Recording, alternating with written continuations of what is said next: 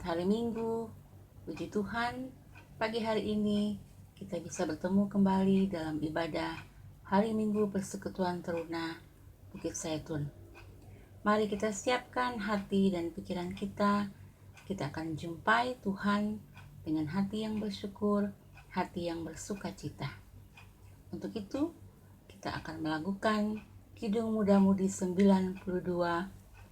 Kita menaburkan biji kebenaran. Baitnya yang pertama.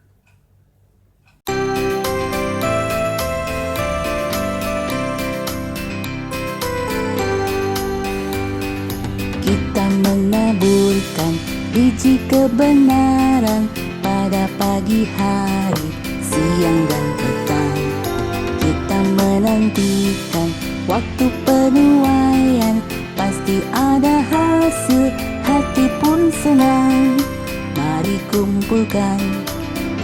kumpulkan, pasti ada hasil, hati pun senang. Mari kumpulkan, pasti ada hasil, hati pun senang. Pasti ada hasil, hati pun senang.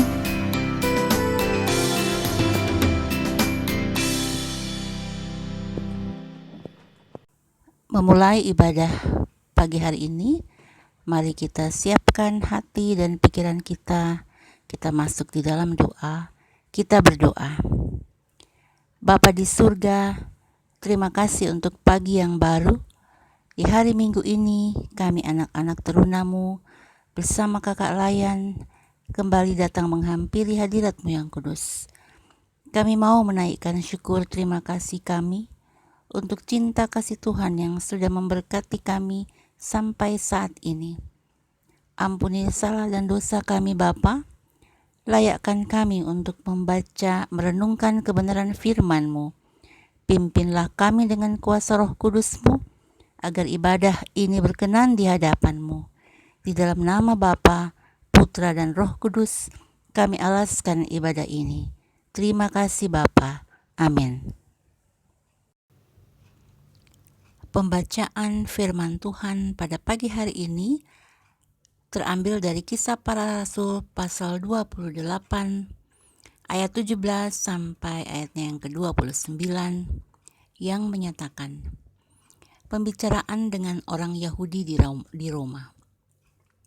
3 hari kemudian Paulus memanggil orang-orang terkemuka bangsa Yahudi, dan setelah mereka berkumpul, Paulus berkata, "Saudara-saudara, meskipun aku tidak berbuat kesalahan terhadap bangsa kita atau terhadap adat istiadat nenek moyang kita, namun aku ditangkap di Yerusalem dan diserahkan kepada orang-orang Roma. Setelah aku diperiksa, mereka bermaksud melepaskan aku karena tidak terdapat suatu kesalahan pun padaku yang setimpal dengan hukuman mati. Akan tetapi orang-orang Yahudi menentangnya, dan karena itu terpaksalah aku naik banding kepada Kaisar, tetapi bukan dengan maksud untuk mengadukan bangsaku. Itulah sebabnya aku meminta, supaya aku melihat kamu dan berbicara dengan kamu, sebab justru karena pengharapan Israel lah aku diikat dengan belenggu ini." Akan tetapi mereka berkata kepadanya, "Kami tidak menerima surat-surat dari Yudea tentang engkau, dan juga tidak seorang pun dari saudara-saudara kita datang memberitakan apa-apa yang jahat mengenai engkau. Tetapi kami ingin mendengar dari engkau bagaimana pikiranmu, sebab tentang Mazhab ini kami tahu bahwa di mana-mana pun ia mendapat perlawanan." Lalu mereka menentukan suatu hari untuk Paulus. Pada hari yang ditentukan itu, datanglah mereka dalam jumlah besar ke tempat tumpangannya. Ia menerangkan dan memberi kesaksian kepada mereka tentang kerajaan Allah. Dan berdasarkan hukum Musa dan kitab para nabi, ia berusaha meyakinkan mereka tentang Yesus. Hal itu berlangsung dari pagi sampai sore. Ada yang dapat diyakinkan oleh perkataannya, ada yang tetap tidak percaya. maka bubarlah pertemuan itu dengan tidak ada kesesuaian di antara mereka. Tetapi Paulus masih mengatakan perkataan yang satu ini, tepatlah firman-Nya disampaikan Roh Kudus kepada nenek moyang kita dengan perantaraan Nabi Yesaya. Pergilah kepada bangsa ini dan katakanlah, kamu akan mendengar dan mendengar, namun tidak mengerti. Kamu akan melihat dan melihat, namun tidak menanggap. Sebab hati bangsa ini telah menebal, dan telinganya berat mendengar, dan matanya melekat tertutup, supaya jangan mereka melihat dengan matanya, dan mendengar dengan telinganya, dan mengerti dengan hatinya, lalu berbalik, sehingga aku menyembuhkan mereka. Sebab itu, kamu harus tahu bahwa keselamatan yang daripada Allah ini disampaikan kepada bangsa-bangsa lain, dan mereka akan mendengarnya. Dan setelah Paulus berkata demikian, pergilah orang-orang Yahudi itu dengan banyak perbedaan paham antara mereka. Sampai demikian jauh pembacaan firman Tuhan. Terpujilah Yesus Kristus. Haleluya. Adik-adik yang Tuhan Yesus berkati, bersama kita sudah boleh membaca pembacaan Alkitab tadi yang menceritakan bagaimana perjalanan Paulus dari Yerusalem menuju kota Roma. Tema kita pada pagi hari ini menyampaikan kebenaran bagi keselamatan bangsa.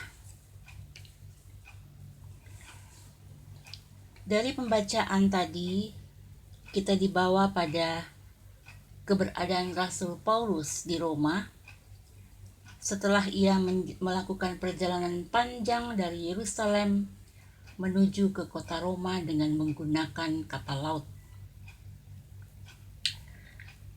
Kisah para Rasul adalah karya tulis dari seorang tabib atau dokter yang kita kenal bernama Lukas. Lukas ini juga yang menulis Injil Lukas.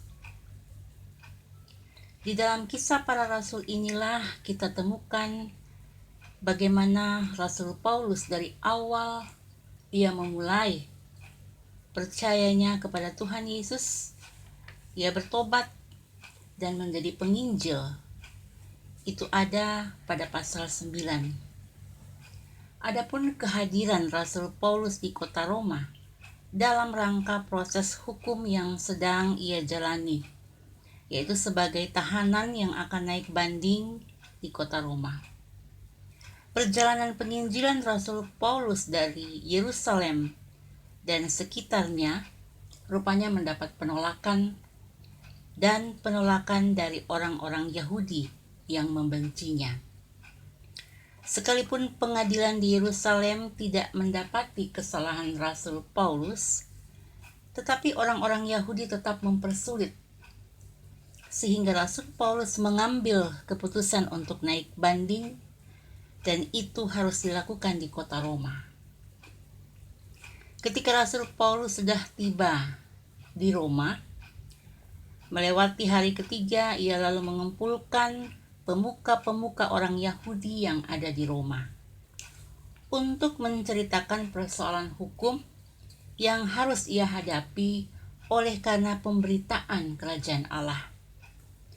Rasul Paulus berusaha menjelaskan guna meluruskan berita yang tidak benar tentang dirinya. Kita bisa lihat pada ayat 23. Di situ jelas Rasul Paulus menjelaskan dan menceritakan kepada semua yang hadir bahwa hanya karena ia menyampaikan kabar kerajaan Allah yang berdasarkan hukum Musa dan kitab para nabi sampai kepada kesaksiannya tentang Yesus, akhirnya ia harus menghadapi penghukuman dari orang-orang Yahudi. Sehingga ia harus naik banding dan berada di kota Roma. Dari percakapan tersebut, lalu muncul dua kelompok yang berbeda, yaitu ada yang mengerti dan percaya, dan ada yang menolak dan tidak percaya bagi Rasul Paulus. Hal ini merupakan konsekuensi yang harus ia hadapi, bahwa berbicara tentang kebenaran, tentang kerajaan Allah, dan tentang keselamatan di dalam Yesus, itu akan berujung pada masalah. Tetapi apa yang kita lihat? Apakah Rasul Paulus takut? Jawabannya tidak. Bagi Rasul Paulus, kerajaan Allah dan karya keselamatan di dalam Yesus harus terus disampaikan sampai ke ujung dunia. Bukan hanya di Yerusalem saja, tetapi dengan perjalanannya dari Yerusalem sampai di kota Roma, itulah kesempatan bagi Rasul Paulus untuk bersaksi. Sekalipun ia harus menghadapi siksaan, penderitaan, dan penolakan. Tetapi itulah yang menjadi konsekuensi yang harus dihadapi oleh Rasul Paulus. Adik-adik yang Tuhan Yesus berkati, dari kisah Rasul Paulus ini, sebagai teruna gereja, kita dibawa untuk memahami akan keberanian Rasul Paulus di dalam menyampaikan kabar keselamatan untuk membawa dunia dan semua orang mengenal Yesus dan menerima keselamatan, sekalipun harus berakhir di penjara, bahkan mati sekalipun. Dari kisah ini pun kita diajarkan untuk pandai dan bijak memakai waktu dan kesempatan yang baik untuk menceritakan tentang kebenaran, berani menjelaskan atau meluruskan hal yang salah agar menjadi jelas.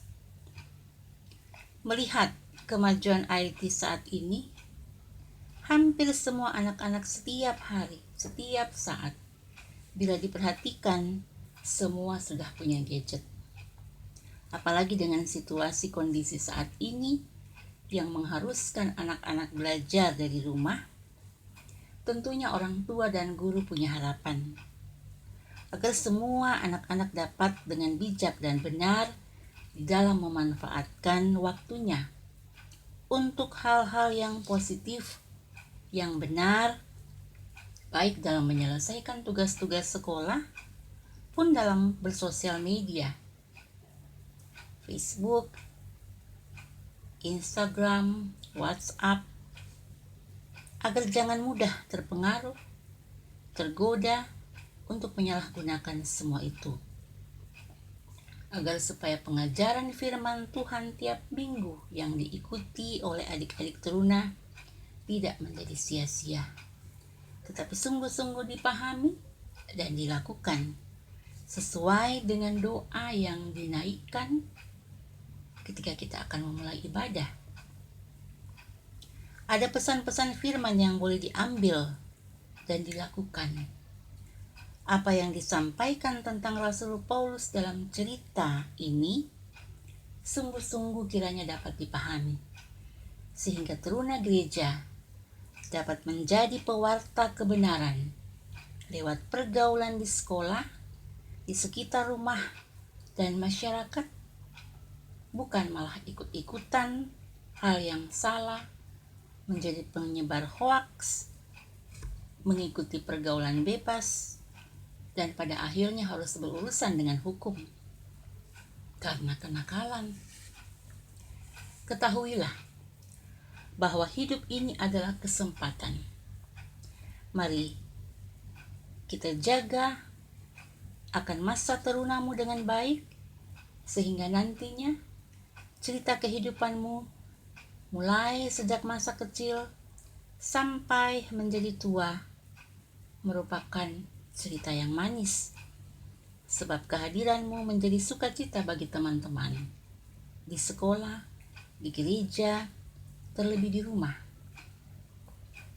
Adik-adik yang Tuhan Yesus berkati, mengingat rayakan hari kemerdekaan ini, mari kita syukuri 75 tahun Tuhan sudah memberkati bangsa dan negara kita. Kita boleh lahir bertumbuh, berkarya dan bersaksi, kita boleh beribadah sampai hari ini. Itu semua atas izin dan kesempatan dari Tuhan. Mari, sebagai teruna gereja, kita turut membangun bangsa dengan menjadi teruna yang mandiri, berprestasi dan takut akan Tuhan. Percayalah, setiap niat yang baik dari hati yang tulus, di situ Tuhan ada mendampingi kita untuk melakukan hal-hal yang baik dan benar untuk pembangunan bangsa dan negara yang kita cintai ini. Demikianlah firman Tuhan. Dirgahayu NKRI ke-75. Tuhan Yesus memberkati. Untuk merespon firman Tuhan yang baru kita ikuti tadi, kembali kita melakukan Kidung Muda-Mudi 92. Kita menaburkan biji kebenaran baitnya yang kedua.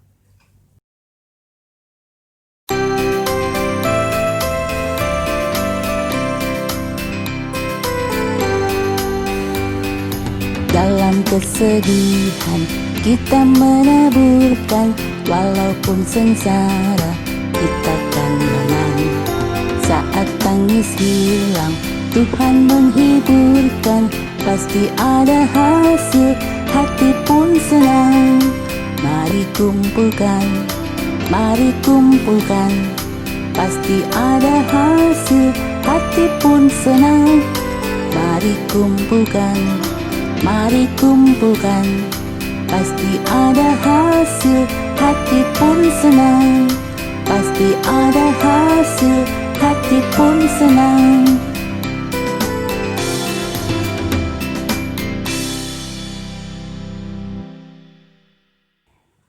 Kita masuk di dalam doa syafaat. Kita berdoa. Bapa, di dalam nama Yesus, terima kasih untuk penyertaan Tuhan bagi kami, sehingga firman-Mu sudah boleh berbicara bagi kami semua.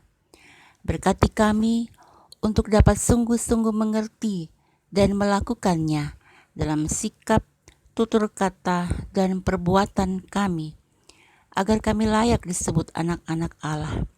Baik kami selaku teruna-Mu, pun kami sebagai kakak-kakak layan, kami sungguh-sungguh percaya oleh karena cinta dan kasih-Mu, kami boleh ada dan bersekutu di pagi ini.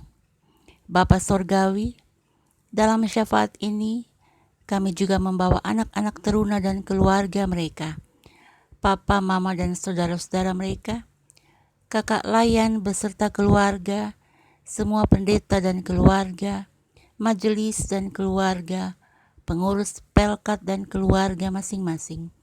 Tuhan Yesus, tolong kami semua dalam tugas, tanggung jawab, dan peran kami masing-masing, agar dalam kekuatan dan kemampuan dari Tuhan saja, kami dimampukan melayani Tuhan dengan penuh ketaatan, setia, dan takut akan Tuhan.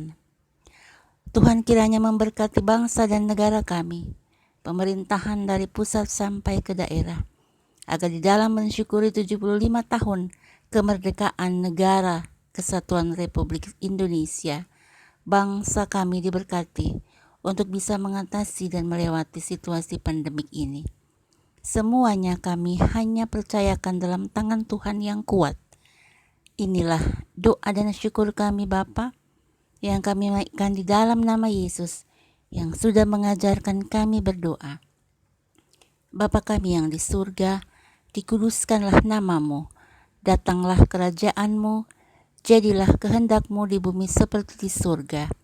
Berikanlah kami pada hari ini makanan kami yang secukupnya, dan ampunilah kami akan kesalahan kami, seperti kami juga mengampuni orang yang bersalah kepada kami.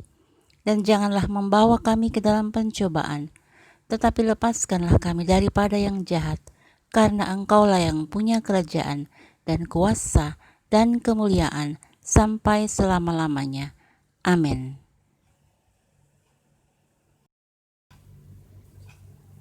Demikianlah ibadah hari Minggu Persekutuan Teruna pagi hari ini.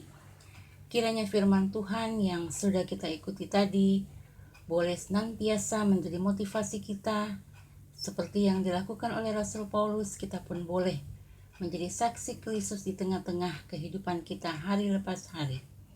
Dirgahayu NKRI ke-75, Tuhan Yesus memberkati. Ku ucapkan berkat atas Indonesia, biar kemuliaan Tuhan akan nyata. Bagi bangsa ini kami berdiri dan membawa doa kami kepadamu. Sesuatu yang besar pasti terjadi dan mengubahkan negeri kami. Hanya namamu Tuhan ditinggikan atas